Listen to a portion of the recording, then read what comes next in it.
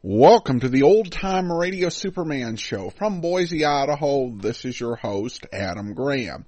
If you have a comment, email it to me, adam@adamsweb.us, and be sure and rate the show on iTunes. Before we get started, I want to encourage you to check out Speed Trap. It's my latest superhero comedy novel. It's a massive superhero team-up, a lot of fun twists and turns. I think you'll enjoy it. It's available as a paperback and audiobook through audible.com or the iTunes Store, and also an ebook through the Kindle Store. Well, now it's time for today's episode of Superman, the original air date, June the 16th, 1948, and it's time for The Secret of Meteor Island Part 1. Faster than a speeding bullet. More powerful than a locomotive. Able to leap tall buildings at a single bound. Look, up in the sky. It's a bird. It's a plane. It's Superman.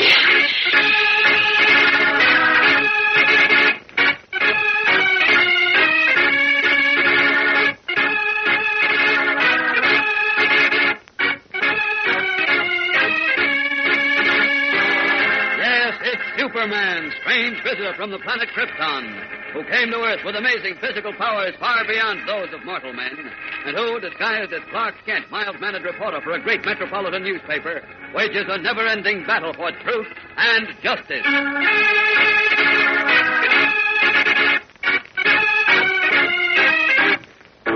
Today, a man named Nick Greaser points a revolver at cub reporter Jimmy Olsen and delivers an ultimatum.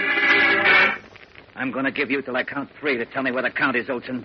If you don't tell me what I want to know, I'll pull the trigger. But I don't know where he is. 1. I never saw him before today. 2. Listen. Please listen to me.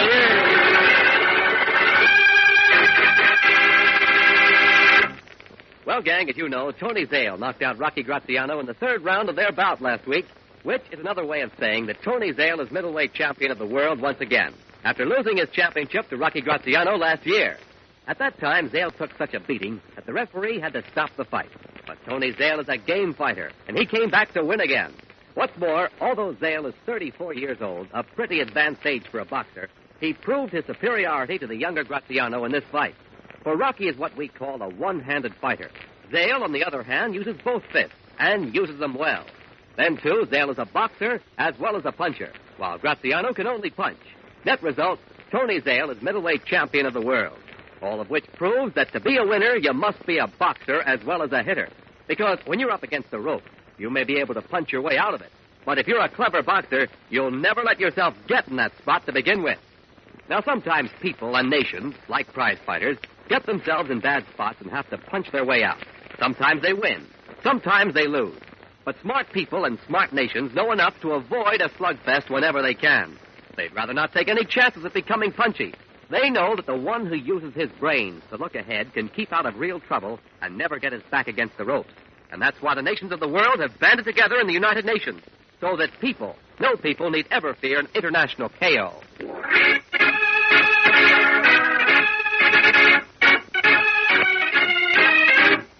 And now, the adventures of Superman. And a man whom Jimmy Olsen had never seen before thrust a small oilskin package into the cub reporter's hands on the city pier and asked him to guard it while he made a telephone call. He deliberately involved the young cub reporter in a strange and perilous adventure, because the mysterious man, known only as the Count, was using Jimmy to decoy a gang of criminals who knew that the Count had more than $1 million worth of diamonds in his possession. Believing the Count had slipped the diamonds to Jimmy, the gang seized the cub reporter and took him to their headquarters, a basement flat in the tenement district. But when Nick Greaser, their leader, opened the package which the Count had given to Jimmy, he found in it only stones and broken glass. Believing that Jimmy and the Count were Confederates, and that they had conspired to trick him, Greaser pointed a revolver at Jimmy and demanded that he reveal the Count's whereabouts. This is your last chance, Olsen. Talk, or I'll shoot. I told you the truth. But if you won't believe me, well, go ahead and shoot. What are you waiting for, Nick? Let him have it. Shut up, Bronco. You got nerve, Olsen. I gotta hand it to you. Thanks. You got brains, too. You knew I wouldn't knock you off till I found out where the Count went with them diamonds, didn't you? You mean you weren't going to shoot me? Didn't I say you was smart? Figure it out. I don't know what you mean. Listen, mister, I don't know what this is all about. You don't know why you... Lay off, Bronco. Look, Olsen, I like guys who got nerve and who got brains, too, see? And I like you, even if you did put up this job on me with the count. But I didn't, I tell you. Now, look, I wouldn't like for nothing to happen to you, see? I'd like for you to walk out of here nice and healthy. And I'd like for you to say, Nick Gracie's my pal. You mean you're going to let me go? Sure I am. I look. Well, gee, thanks. As soon as you tell me where your pal, the count is. Oh. I don't know where he is. Now, listen. For the 50th time, I tell you, I never saw him before. He just came up to me on the pier and asked me to hold a package for him while he made a phone call. Now, how long you going to let this punk give us the runaround, Nick? He's all done running us around, Bronco. I'm through fooling. I'm not giving you any runaround. I told you the truth. I never saw that man before. I don't know anything about any diamonds. I'm a newspaper. Shut up. Why, You think I was born yesterday? I'll give you a chance. I was even going to let you go as soon as we caught up with the count. But you don't want it that way. You want it the hard way. Okay, so that's the way you're going to get it. Now you're talking, Nick. You'll talk, all right, before we get done with you. Only then you ain't going to be able to walk out of here. You'll have to be carried out.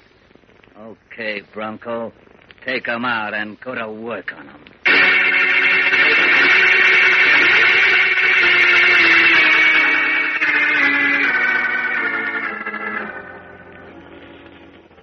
Oh, here you are, Clark. Where have you been? Where do you suppose, Lois? Looking for Jim, of course. Oh, well, did you...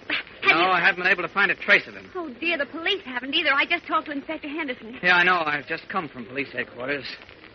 Please come into my office, Lois, will you? I want to talk to you.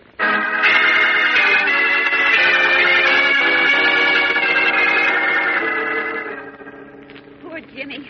What are we going to do about him, Clark? I'm just crazy with worry. Yeah, that doesn't help. We've got to keep our heads. Now, tell me, did you call back...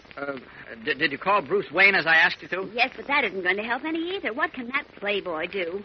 That playboy, as you call him, may be able to do a great deal. Oh. This case is right up his alley. What do you mean? Well, look, if I'm right, and I think I am, Jim was used as a decoy to draw an underworld gang away from someone who had to get away with something. Now, Bruce Wayne happens to know a great deal about the Wait a underworld. minute.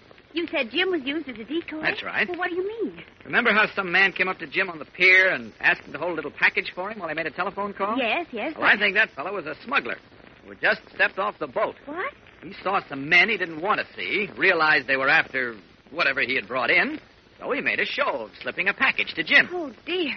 See, he knew the men were watching him and would believe Jim now had the stuff, whatever it was, and would go after him. You get it? Yes, but, well, there was nothing but a lot of worthless junk in that package. I know. Stones and broken glass. Yes, but don't you see? That was our man's trick. He did that to make the fellows who were waiting for him think the real stuff, whatever it was in the package he gave Jim. Oh, and while they went after Jim, the man who had slipped in the phony package escaped with the real thing. Exactly. Of course, it's only a hunch, Lois, but I'm pretty sure it's a good one. Well, but even if you're right, Clark, what are we going to do? We don't know who any of these men are or what they did with Jim. Well, that's what I'm hoping Bruce Wayne can find out for us. You see, he and Rob... just a minute, that's my phone. Hello? Yes, this is Kent. Who's... Oh, hello, Batman. Batman? Listen, did you... Batman? What? You did? Well... Sure, you bet I can. In 2 shakes. Just tell me where you are. What is it, Clark? Just a second, Lois. The Blue Front Cafe? Sure, I know where that is. Right, I'll be there before you can say you know what. So long. What did Batman want with you, Clark? Said he has a clue that may lead us to Jim. He has? Uh-huh. And he wants me to But get right... how does Batman know about Jim? Huh? Oh, hey, that is strange, isn't it? What? Yeah, well, we'll figure that out some other time. I've got to meet him right away. I'll see you later, Lois. Wait a minute, Clark. I'll go along. No, not this time. Keep your fingers crossed. So long.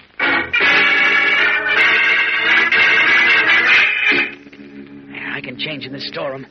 Good old Batman. I knew he and Robin had come through. Blue Front Cafe, he said. Well, I can be there in a jiffy as Superman. There we are, all set. Just raise this window. Now, up, and away!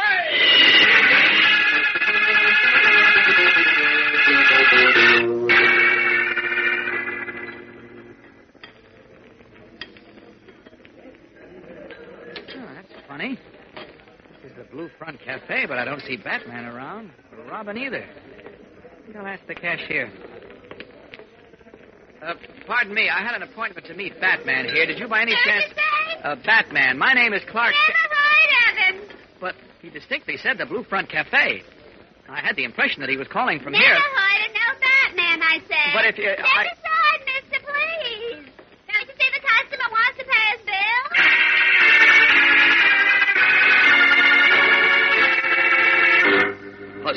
Clark Kent steps away from the cashier's cage and looks again over the restaurant, filled with unsavory-looking characters, obviously denizens of the underworld. What has happened to Batman? We'll be back in a moment for the startling climax of today's episode. So keep listening. It was Silver Jubilee Day at the Yankee Stadium last Sunday, the 25th anniversary of the Ballpark of Champions. Dozens of old Yankees were on hand for the celebration, and 50,000 baseball fans poured their welcome to the veterans. But their greatest welcome for the man in the Yankee uniform, number 3. For that man was the one and only Babe Ruth, and he was back on his old stamping ground. Yes, gang, this was a very special occasion for the Bambino, who was wearing his old uniform, number 3. The same uniform he had worn in the good old days when his booming bats brought tears to pitchers and cheers from Yankee fans. And now old number 3 was being worn for the last time in the history of the game. It is being retired to baseball's Hall of Fame at Cooperstown, for it has become part of baseball history. Babe Ruth, fellas and girls, is a living symbol of greatness that comes of playing the game hard and clean, and every one of us should try to live up to the standards he set. People know that the Babe always went up to the plate with a spirit of may the best man win. And if he won, it was because he was best, not because he kept anyone out or refused to play against a dangerous opponent. Gang, let's keep that spirit always alive on our baseball diamonds and football fields and tennis courts, wherever they may be. Keep your competition clean. Don't let any barriers of race or religion squash good competition. Make sure that at the end of the game, you can truly say, the best man won.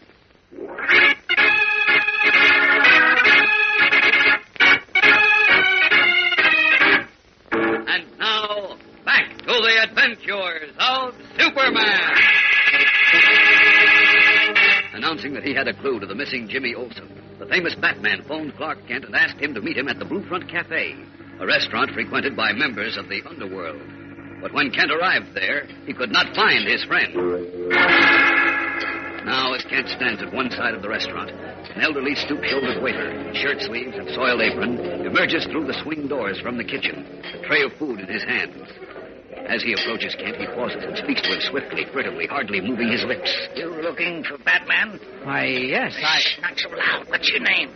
Clark Kent. Okay, now get this. Batman couldn't wait for you. Something happened. What is it, man? What happened? Don't talk. I think they're watching me. Who's watching? Sit down. Order something.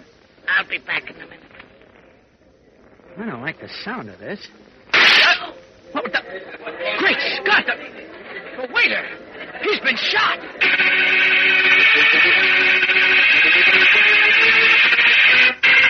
Peering through the dimly lit, smoky atmosphere of the underworld cafe, Clark Kent perceives that the waiter who had just talked with him lies slumped on the floor, shot before he could reveal the message left by Batman. What has happened to Batman and Robin? And what can Superman do now to find Jimmy Olsen without a clue even to the whereabouts of his friends? There's a thrill a minute in tomorrow's exciting episode, gang, so don't miss it whatever you do. Yes, be sure to tune in again tomorrow, same time, same station, for Chapter 4 of The Secret of Meteor Island on The Adventures of Superman.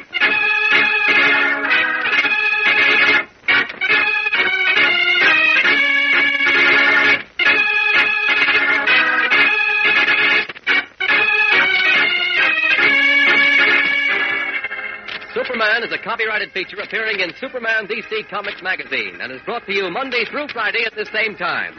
Watch for the Superman Adventure serial soon to be shown at your local movie theater. This program came from New York. Stay tuned to your mutual station for Captain Midnight, which follows in just a moment. And right after Captain Midnight, you'll hear Tom Mix and his Ralston Straight Shooters. This is the Mutual Broadcasting System.